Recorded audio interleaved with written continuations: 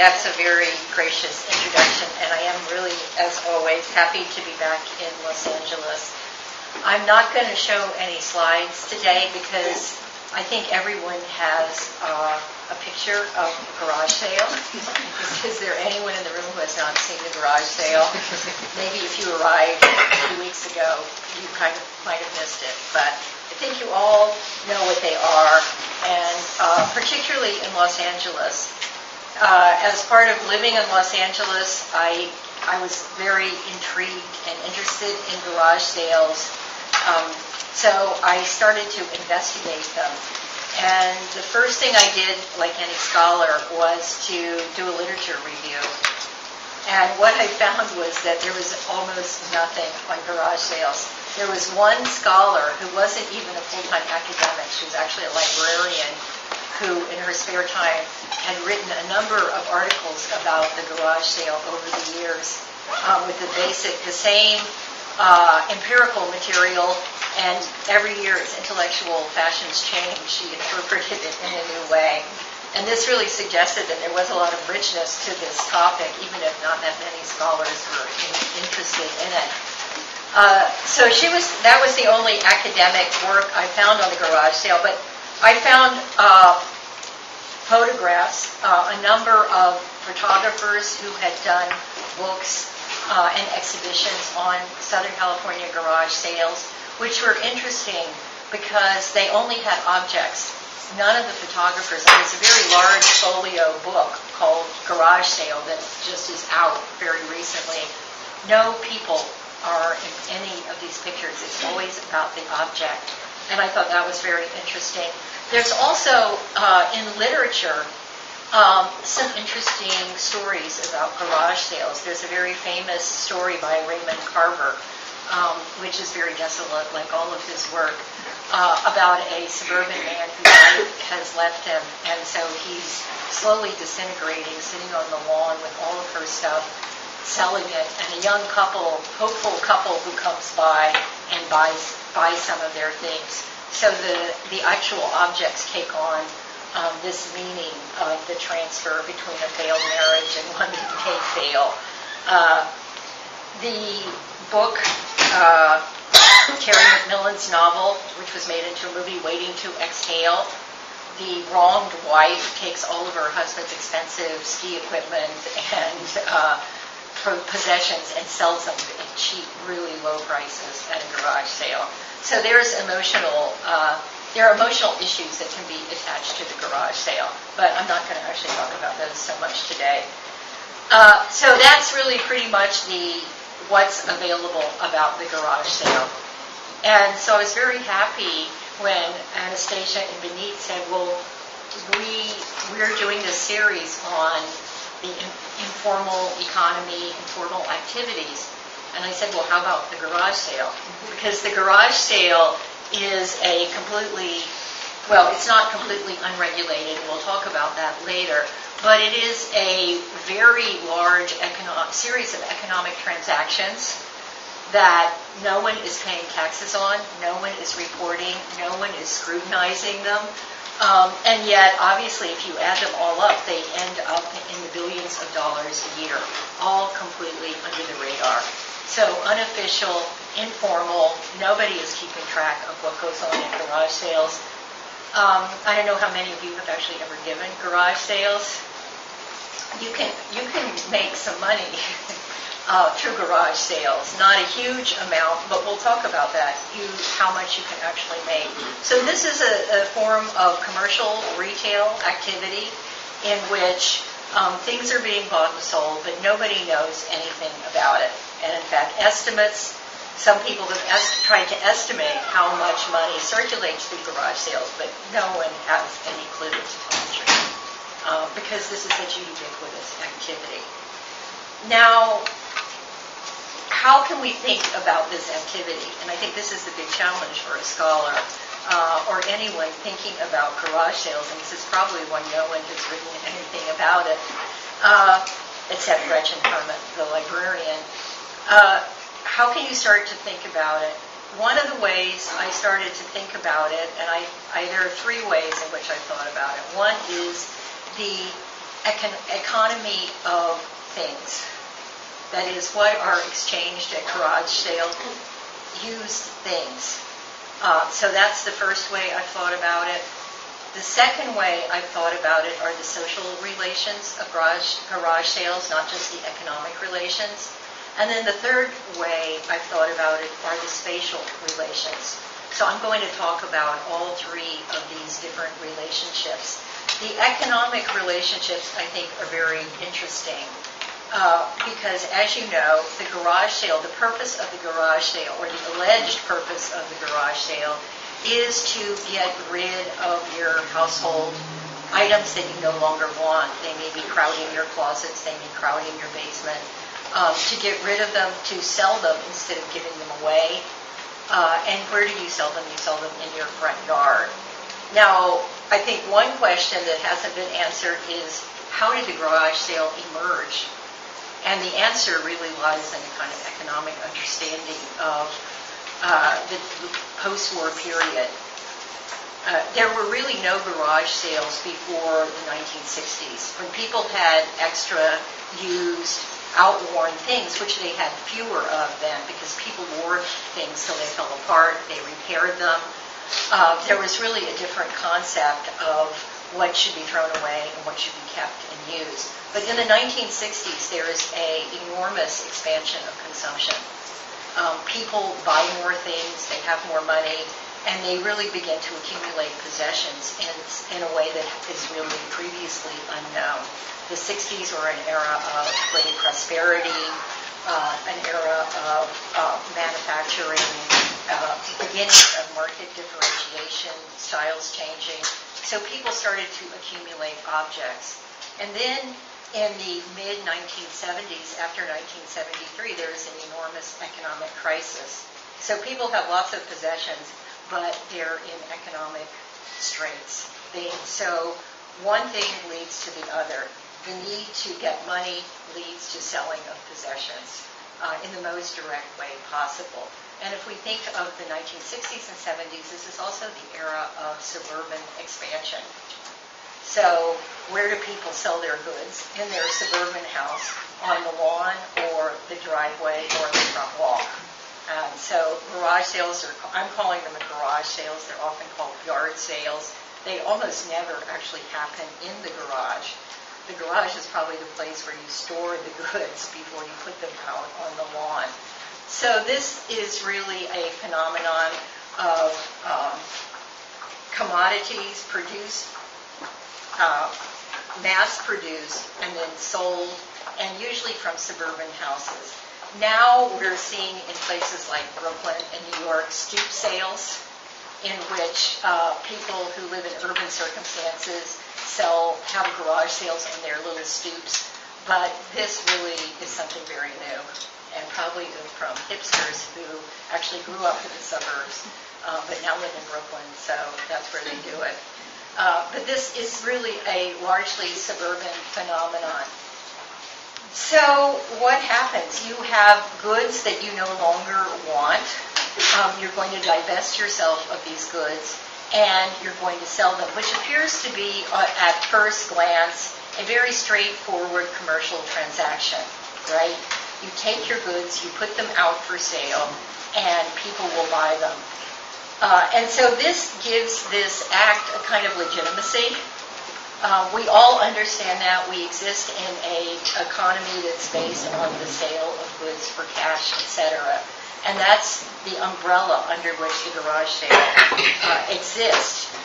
At the same time, once the sale starts, a lot of other interesting things start to happen that aren't really part of this economy. And one is, for example, bargaining. The garage sale is one of the few places in American commercial exchange where bargaining is expected, in fact. Bargaining happens a lot. It's very common. And if we think of Richard Sennett's book, for example, The Fall of Public Man, he actually says that urban alienation begins when bargaining ends. and there are fixed prices in department stores, and there's no interaction between the person who owns the store, the salesperson, and the buyer. It's just a cut and dry commercial transaction. So if we look at the garage sale, in a sense, it's actually recovering that era of give and take over the price and the exchange and how much is this worth, how much do you want to give, things that people who travel to less developed countries enjoy as part of this marketplace culture that's conceived of as pre-modern. So this is a kind of pre-modern type of interaction going on as part of the garage sale. Another kind of interaction that's even more interesting, perhaps, is the economy of the gift. The anthropologist Marcel Mauss has defined the economy of the gift as a very elaborate form of social relations in which people give each other and expect reciprocity. That is, they expect that they'll get another gift back. Or there is a kind of large-scale gift, which is potlatch, which means sort of burning up all you have as a kind of gift to your tribe or community. And so a very particular and I think unique form of the economy of the gift prevails in garage sales. And if any of you have gone to garage sales, you know that there's often a free box, which is just stuff to give away.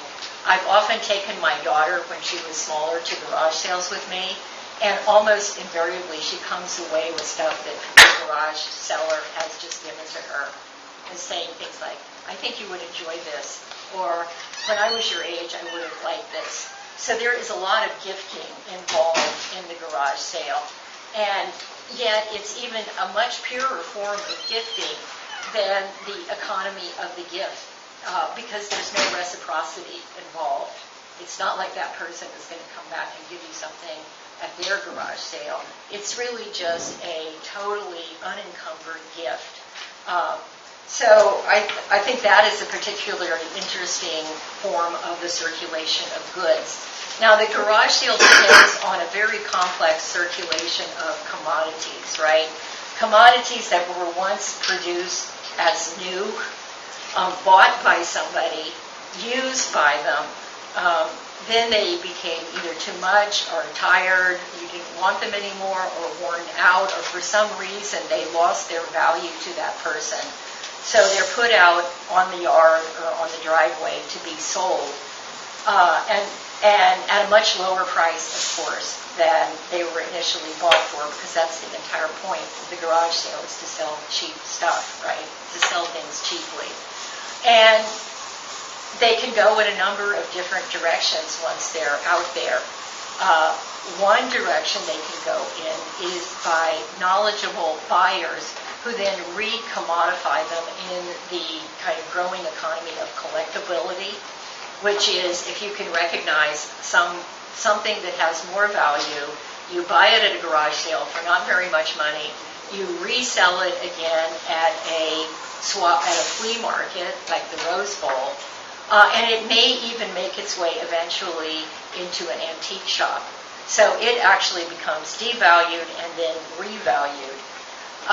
And if you read the book The Kite Runner, the protagonist and his father, when they moved to Fremont from Afghanistan, make extra money by buying things at garage sales and reselling them at flea markets. So this is a common practice, and I even know someone who has an antique shop, and that's how they got started, and that's how they get a lot of the stuff in their antique shop, is by being knowledgeable buyers of things that people are getting rid of, but they don't really know the value of.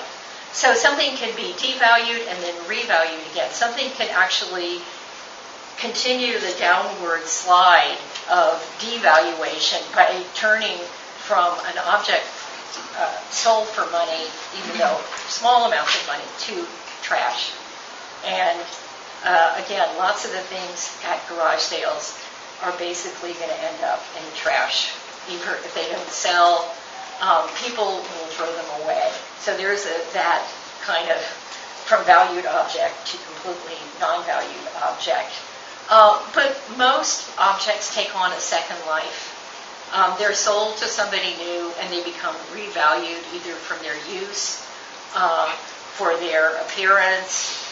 For some reason, somebody actually likes, needs, or wants this object enough to pay some amount of money for it.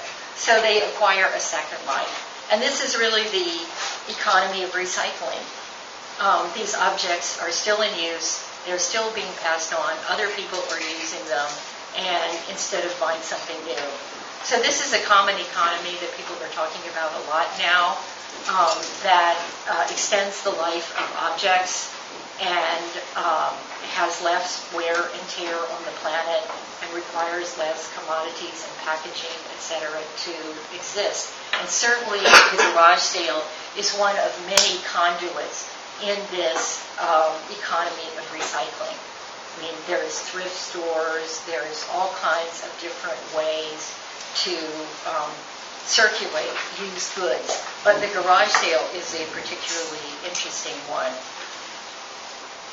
And in fact, one could probably say that one of the reasons the garage sale emerged in the 1970s is its ethos of recycling fits in with the kind of counterculture appreciation for funky things, for retro styles. Now vintage is a particularly appreciated category of item. And so a new set of values appeared in the 1970s that actually allowed you to appreciate used objects in a kind of postmodern way. When you think of something in the 1950s, when people were really still very much in tune with a new, bright, shiny consumer culture, buying used objects would not have really been that acceptable. But the 1970s, there are changes in the culture that make these objects no longer linked to charity or cast-offs, but they're become valorized by the simple act of recycling. So there's the big switch between what we can call the ethos of living off cast-offs. And if you're familiar with counterculture ethos in the 1960s, the idea of the counterculture is you could actually survive on the cast-offs of consumer society. But by the 1970s, that's no longer possible. It's a kind of post-scarcity society. It's a scarcity society once again.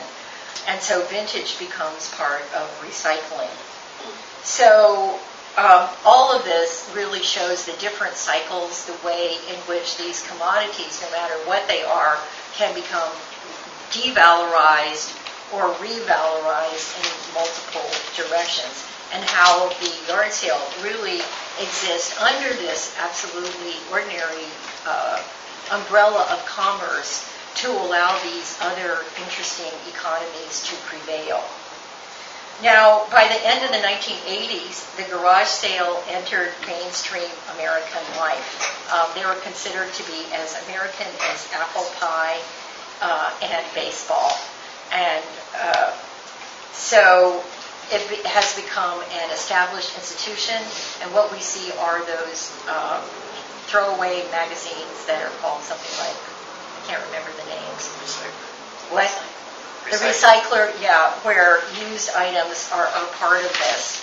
And so the garage sale is, even in spite of its informality, it is actually on the up and up side of informality. Informality can go in two directions. It can be associated with criminality, drug dealings, all kinds of reselling of stolen things, which happens a lot at flea markets and swap meets. But garage sales are actually not ever really connected with or linked with crime, which is really unusual. If you think of something like street vending, one of the reasons people object to street vending is often because it's linked with crime as a kind of illicit activity.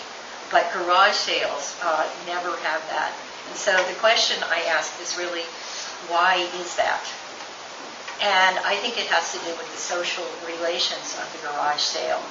The garage sale is held in your domestic space, and so you are actually taking responsibility in a certain sense for everything you sell, which was once your personal in fact, this is not always true, but apparently it was once your personal possession, but no longer.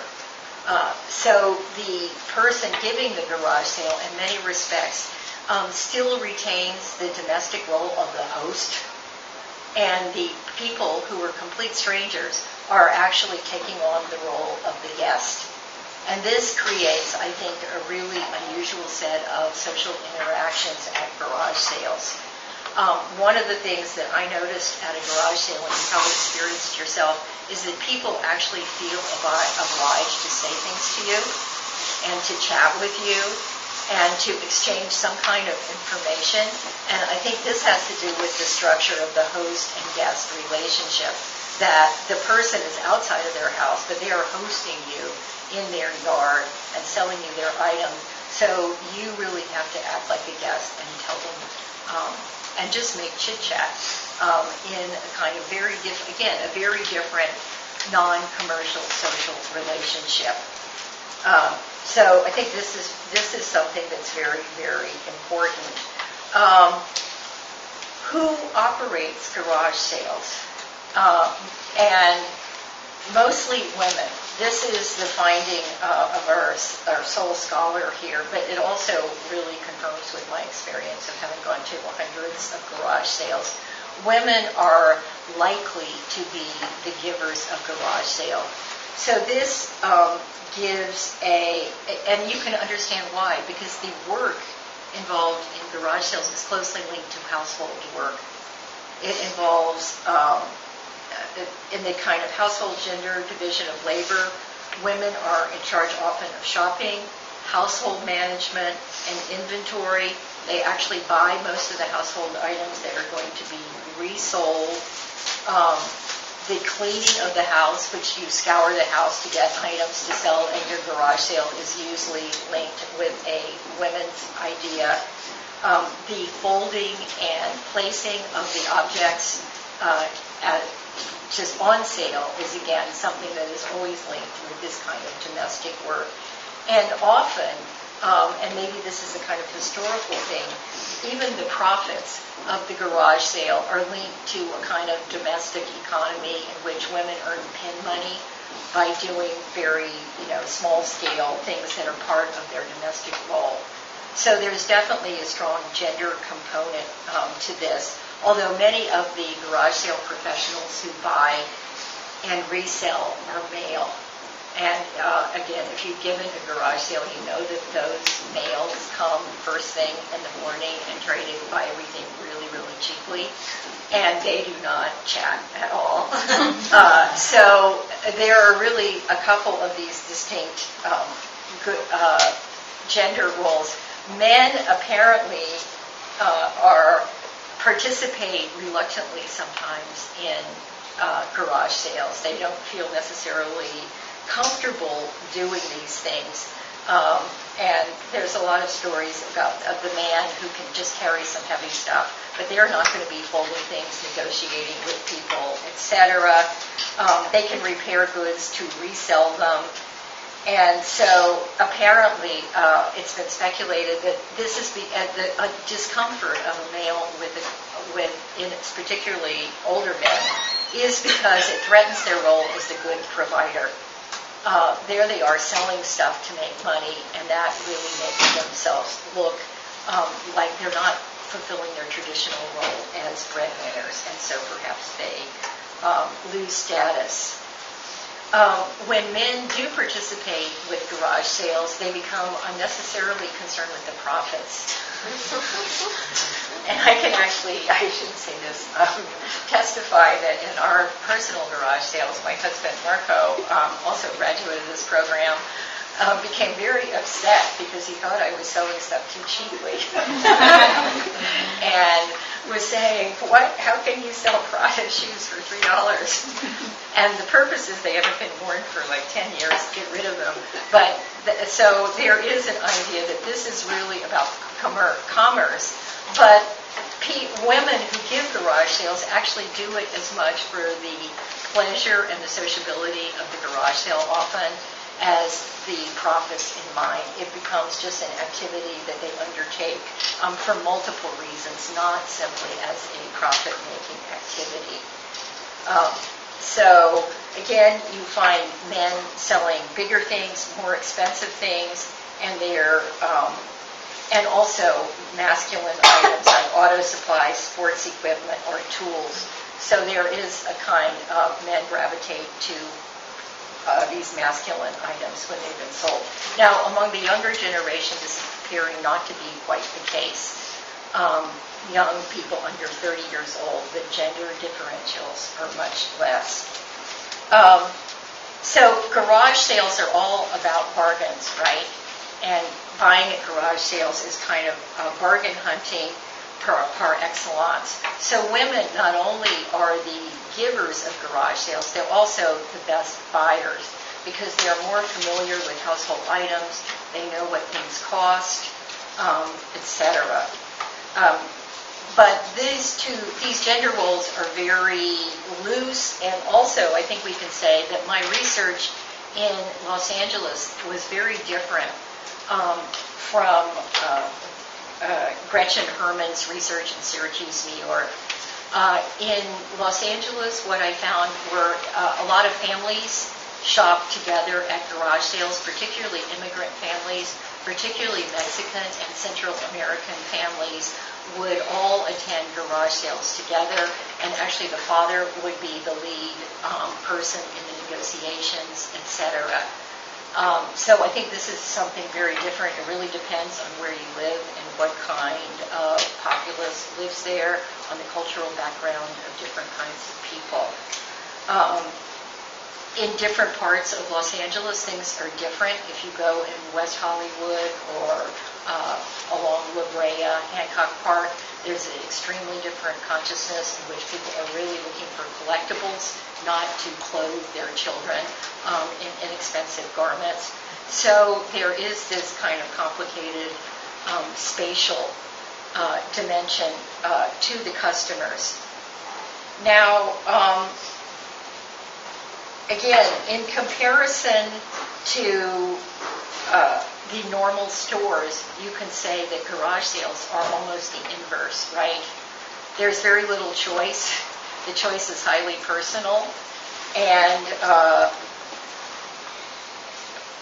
basically things you bargain, you interact.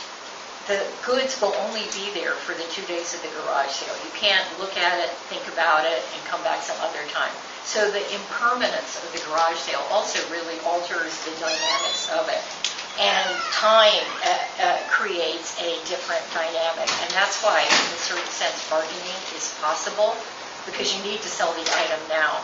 It's not that you're going to keep an inventory of items and somebody can come back. If they don't buy it, somebody else will come along and buy it, because that is probably not going to happen. So the social interaction, I think, is the next thing in which people feel obliged to talk to each other. They feel obliged to introduce each other, and they also share the meanings of the goods. One key element that is really an inversion is, in spite of the fact that these goods may have originated as mass-produced consumer items, by the time they appear in the garage sale, they have actually been used by people, and they have taken on the meaning that that person's use has given them. So they don't come unencumbered. They are not anonymous. They actually come with meanings. And one of the main social interactions of the garage sale is the handing on not only of the goods, but the meanings with the goods. And I'm sure that many of you who've gone to garage sales have experienced this. Somebody, when you buy something, will tell you who gave it to them, what they used it for, that their daughter loved it, that they didn't have a use because somebody moved out. They come with meanings. And I think this is really important, because once you acquire the goods, this is almost exactly the opposite of an impersonal commodity. It's a good that comes from someone's life that carries the meaning of their life with it. And so this is really an inversion of the normal idea of the commodity. and how it's produced. And I think this is very, very significant in the goods, and then also affects these different economies. When someone usually gives something away, it's because of the meaning. They see a person who they think might appreciate it, and so they give it to them. So in a sense here, the commercial logic is really undermined by the meanings that accompany these goods. And often the motivation to give something away is that, not that you want to sell it, but you see somebody who can use it, or you see someone who might like it, or someone who might actually need it. So I think that is very significant. Now,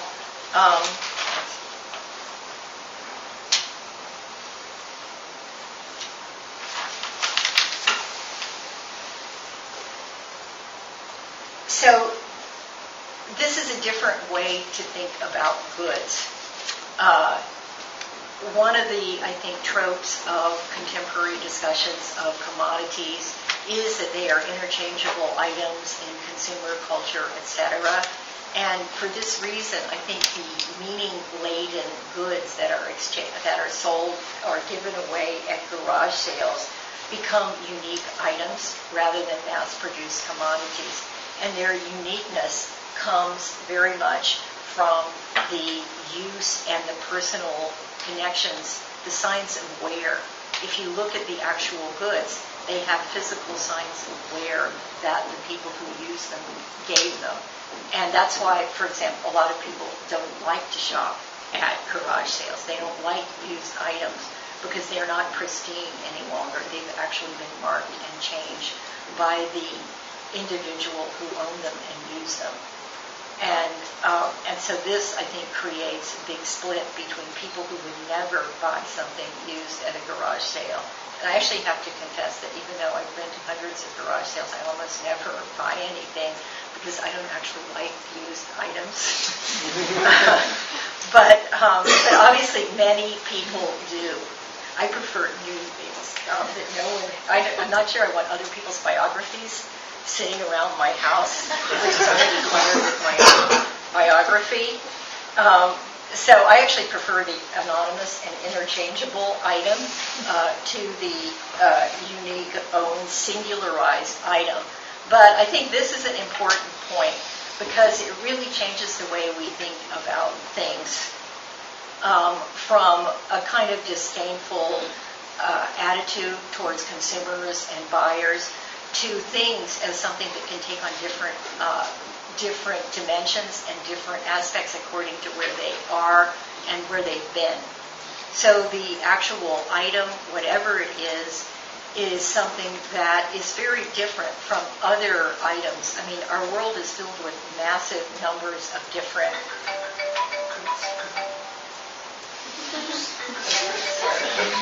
Yeah.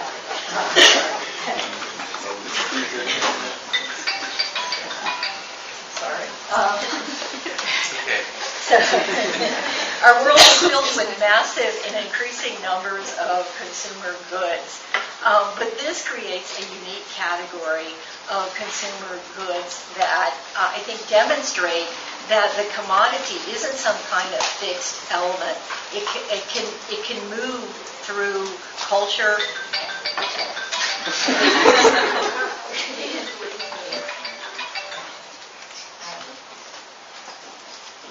It can move through culture and through households, etc., in ways that really, I think, open up new ways of how we can think about them and what we can do with them and what they mean.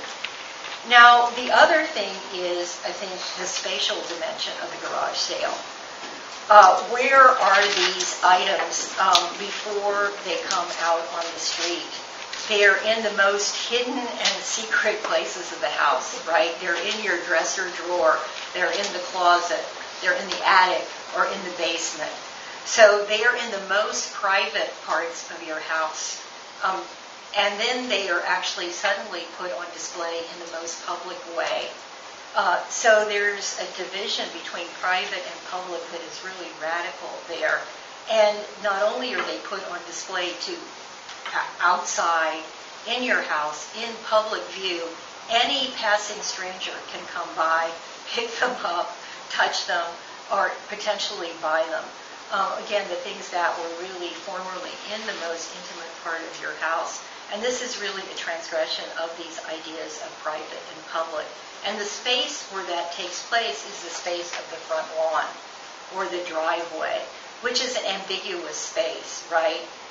It's where your private property begins, but it's publicly visible. And usually if somebody is, you're not, only certain times can you actually go into that place, for example, Halloween, etc., really particular moments of rupture. But basically this transforms this ambiguous area of the driveway and the front lawn into a temporarily public place. Anybody can enter your driveway or your front lawn, touch your stuff, talk to you, whatever. And so it really transforms the nature of the kind of typical American house with a front yard. Or actually in Los Angeles you see that many apartments have front yards, and that's where their garage sales take place. So it really changes the nature of the house and the way it relates to the public life, strangers, the collective who live in the city on a temporary basis. And I guess I'm arguing that this temporariness is what allows the garage sale to exist and to continue, because if we think of all the things that I've mentioned, they're very transgressive of normal commercial relationships, of normal ways of thinking about commodities, of normal forms of social interaction, particularly with strangers. Yet the garage, no one ever questions the garage sale or even thinks about it. It just happens. And why is this? Because at least if you'll buy my argument that these things are totally transgressive, why isn't anybody saying or noticing or doing anything? And I am going to argue that really it's because it's only temporary. It's only happens every so often. And how long every so often is the big question.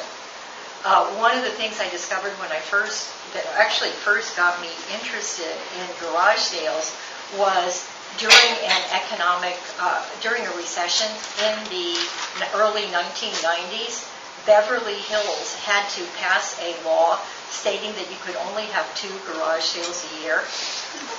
And the reason was, and many cities have actually tried to do this, and the reason is because this temporariness of the garage sale, which is seen as legitimate, was being breached.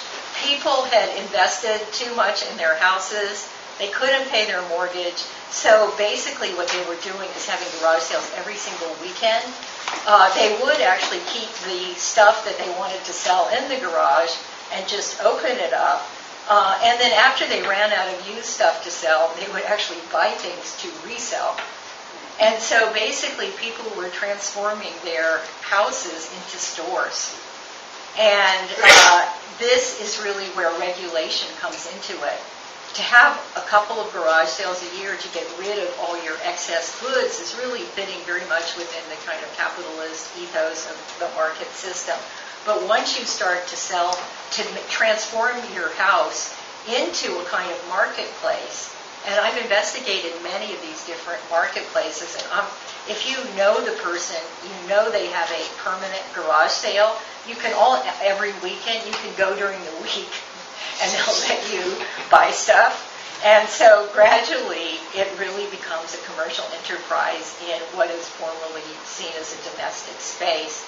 And this is really transgressive because it undermines zoning and all kinds of land use principles where you really cannot have commercial and residential not only in the same building, and except if you're doing what the kind of current, I guess, conventional wisdom is to have a 3-story apartments over retail, which is the contemporary urban design kind of cliche for the last 15 years. That's mixed use, and that's considered desirable. But when you have your store in your garage, it's mixed use, but it's considered undesirable. So I think it really questions some of these ideas about what belongs where, zoning, and it really challenges, particularly in Los Angeles, where, as we all know, real estate reigns as a kind of operative principle in the city. It really challenges the basic rules of real estate, which is you can't combine these things. You have to have rigid lines between them. But this has been going on in East Los Angeles. If you go there, the line between commercial and retail in houses is very, very weak and blurry. And that's been going on for a number of decades. Many people sell stuff on the weekends. They have signs, no pales. I have a picture in Everyday Urbanism of a truck where they park their truck in the driveway and put brooms and all kinds of cleaning equipment that they sell on weekends. So this is an activity that has also been going on along with more legitimate garage sales, but no one noticed it in East LA and did anything about it. It was only when it went to more middle-class parts of it and even upper-class areas like Beverly Hills when people tried to restrict it. And this has become a commonplace in recent years. Many cities have passed laws regulating garage sales and limiting them to at least once a month is the most frequent that I've ever found, but that's rare. Usually it's twice a year. Of course, these aren't really, they're not really, no one enforces these laws, but the idea is we're drawing a line here and we're telling you that you can't really have a commercial entity in your garage, or you can't sell stuff from your house, but we actually know that it goes on considerably. So what's the upshot of all this? I personally find this to be really fascinating story in terms of all of the things that garage sales do that I do think are quite unlike what they appear to be, which is straightforward economic transactions. I think a lot is going on there. And one thing that particularly interests me that I think is significant and should be of interest to planners and designers is the idea that these other economies exist almost invisible within a standard commercial economy that I would call non-capitalist or non-profit driven economies. They are not conceived of as alternatives, but there they are operating sort of undercover, but with some real significance. And so once you recognize these different economies as existing, it's easy to start enhancing them, amplifying them, and working with them in a lot of different and interesting ways. And I think another thing that's quite interesting is the implications for transforming neighborhoods not in a top-down way, but actually in a bottom-up way. One of the main critiques of the suburbs today is that the separation between different functions is so great that you have to get in the car to go buy milk or something.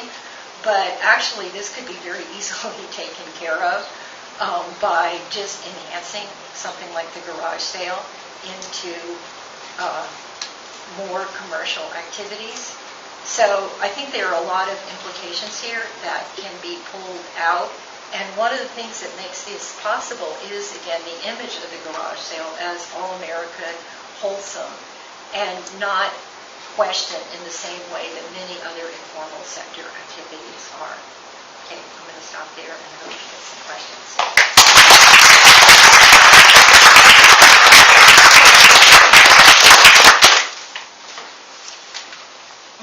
Well, first of all, I want to thank you for very exciting talk, and it forces us to see something that is omnipresent and we see every day. And none of us have really thought about many of the things that you're saying. I want to ask, why do you think it's an only American phenomenon? Is it because, we have other cultures that are much more street-oriented, markets, street vending going on everywhere in the world. Is it because many of these cultures do not have front yards? Is it a matter of the built form, or Well, I think it's complicated. Every other country is different. I mean, I think they have car boot sales in England. And in Holland, for example, it is illegal to have a garage sale. You can only do it one day a year on the Queen's birthday. So, and in some places they're regulated. But it probably wouldn't happen so much in an apartment culture. Definitely the single-family house and the yard, or even the apartment and the yard, are the things that make it happen. There's the spatial dimension is important. Yeah. It does happen in France. I mean, there's a thing called it's called an attic sale, a vigrenier, and in the villages, generally, what happens is that the mayor of the village will establish a few dates a year where everyone will open their houses. But in the cities, because of no front yards, I think this is the spatial dimension. It'll be organized usually in a city park. So for on established dates, and everyone will bring their stuff. And it's and there'll be one side of it will be the commercial flea market, the antique dealers, and the other side will be people bringing their stuff. And one side is taxed, because that's one of the things we talked about. So they'll collect the taxes on one side and not on the other. So there's all these different ways that it gets done. Well, I think that's really interesting because there's also really a continuum between the yard and then the collective sale in another space, which I've kind of been drawing that line. But definitely that happens in Los Angeles. Well, a lot of neighborhoods now have a yard sale once a year to get money for their neighborhood. But I'm saying that's organized, and this is just domestic. But yeah. I'm curious how the phenomenon of Craigslist influences your research. So the prevalence of yard sales might decrease, was my estimate, I guess. Or are the people who would already have yard sales doing both? Do you have any data to support? Yes, that was a big question, actually. This has been a very long research project, and Craigslist didn't exist when I started it. And a big question is, has Craigslist changed things? And Craigslist has definitely changed things, but mostly people sell large stuff on Craigslist or offer it for free.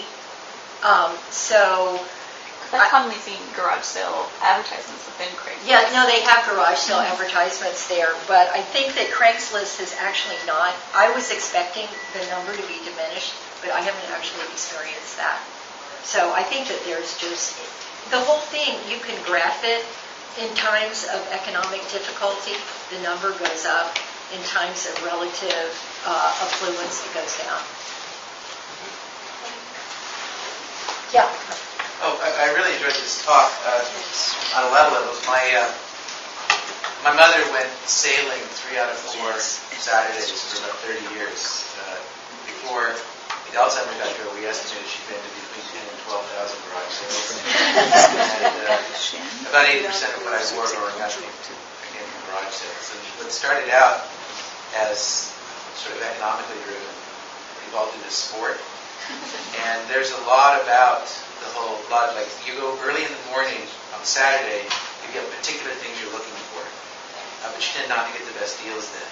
And then there's also the people giving the garage sales. Some people don't really understand what things are worth, and affluent people and young people tend to significantly overestimate the value of their goods. And so what my mother would teach me is, they don't really understand. We'll come back later when they've had a brace of reality. Prices are going down. Also, I think especially during the 70s, when there was just a lot less racial ethnic interaction than there is now, it was a venue where working class whites, Latinos and African Americans in particular, did a lot of, and the social part was really important. So there was just a lot of interracial ethnic socializing. And the comments you made, I would often, I think about, another shirt like this, and I hear the story of this shirt, or that we were helping this family out because they got sick, they didn't have insurance, and so part of what she enjoyed was this incredible life story. And what would happen is there's actually then became a circle of the people who did the garage sailing, who knew one another, and it was sort of a social circle that would go on there. The last thing I want to mention is that as she became very good, and her sister, and knowing kind of what the prevailing market rates for things, she would just pick up things that were underpriced. If they were significantly underpriced, she'd pick them up. She had no need for them. And people were gifted all the time by that. It was almost as though it was so significantly underpriced. I know that you might have some interest in that, and so you would give these things out. So she was constantly showing up and giving people a pressure cooker, because I know that when it went out, you were looking for one, and this was so underpriced. So it was this, and there was no expectation of repayment. It was just a strongly social aspect that was really significant. So that it was nice to have a nice thing, but better to have a nice thing you got a great deal on. And that became kind of the sport. That's what we said, because we lived near the ocean, but we didn't know people who had boats, but my mother went sailing every week. That's great. Thank you. Yeah, I think that I have come across so many people, they do it every weekend. It's their hobby. And you do buy it because you know it's a good deal and then give it away. So I think that gift economy just continues out into a thing. And I think it's important to note that because everybody is so disapproving of buying things and consumption. And there's a huge literature critiquing consumption. But this is a different kind of consumption that is really about different values and different meanings.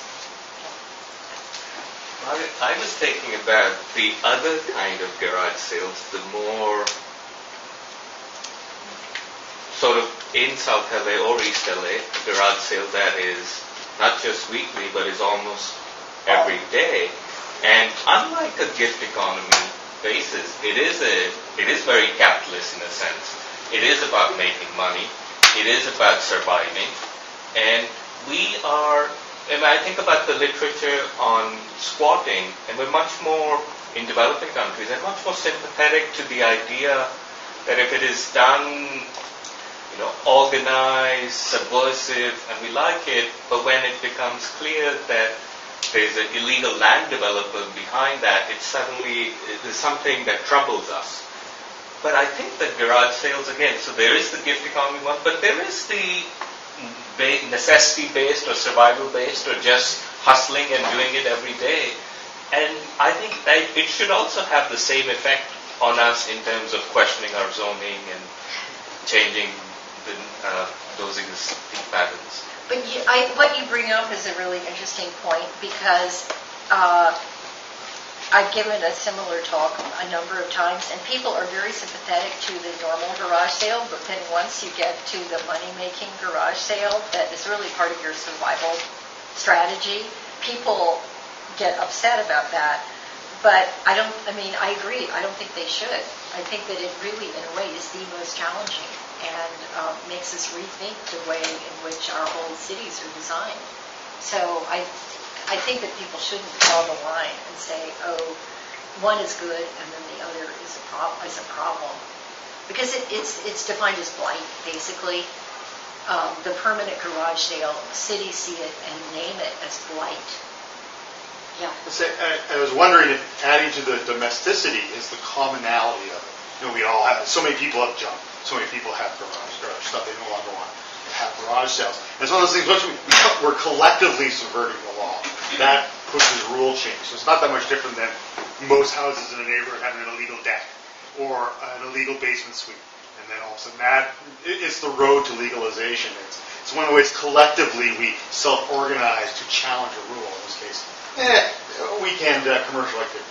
Well, I wish more people would actually challenge it, in a sense, and claim the legitimacy of their garage store. Yeah. A couple of things. One is, I was wondering kind of about the social aspect. So if there's a combination between kind of how many garage sales there are into kind of Donald apple yards, like, just interaction, people knowing each other in an area.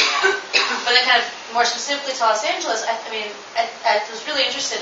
You mentioned, South LA, East LA. I live in Koreatown, and I think that as Los Angeles is now, majority minority city, that it's really almost everywhere in the city. It very much relates to, demographics and density that you're seeing them. It's not necessarily, a suburban concept, but it's like very interesting because it's different because like a crime thing. You don't, like I know in my neighborhood, some people put the stuff on the fence like outside, so they're not actually letting people kind of into their space. So I'm just wondering kind of those different changing demographics, in addition to the economic that you talk about as well, how it relates to the garage sale. Well, I think that's really interesting. And one of the things that I noted was what Ryan talked about, which was that garage sales, you would see really different types of people. You would see Latino families, you would see hipsters, you would see everybody together in a garage sale. And so a kind of mixing occurred at the garage sale that probably doesn't happen in other places in the city quite so easily. And also painless, because the object is the bargain. So it's that part is very different. And again, the host is dealing with any stranger who comes by. Because that's the rule, right? Anybody who shows up, you can't say, oh, sorry. And so it really encourages an unusual kind of mixing. The people who then sell things on fences, for example, a lot of people do that in LA, is somehow a different category. It's more, I think it's in a continuum with street vending, because it doesn't have the domestic aspect. And so I don't, more than that I can't say. But also one of the things I didn't mention, which is a geographical dimension, is that people used to troll the city in cars, and there would be clusters of garage sales. On Crescent Heights, for example, there were garage sales in 5 to 6 houses every weekend for a year. And then all of a sudden in Beechwood Canyon, they would start having them. So there are these kind of little mini garage sale mini malls that would emerge, and it would be real hot spots for garage sales for a while, and then they would just sort of go away. And usually it lasts for a season, and everybody would come there, and more people would come. So, and I think that's a Los Angeles phenomenon, because mostly it was a car thing. When people are pedestrians, it takes on a really different dimension. Yeah? I'm actually really curious about the spatial element of the garage sale and how that relates to the legitimacy of the object. So, for example, have you seen that an object being sold, for example, from a nice house or a nicer neighborhood is going to get a higher value than one from a different place, or something in Beverly Hills?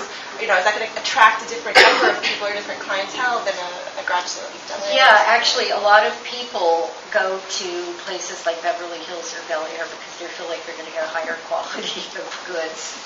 So, yeah, definitely there's that feeling. And that's why people come from one neighborhood to another, because they feel like they can get something better in that neighborhood. So there is, it's not that it doesn't reflect the social geographies of the city, because it does. But at the same time, I think it also kind of mixes it up a little bit.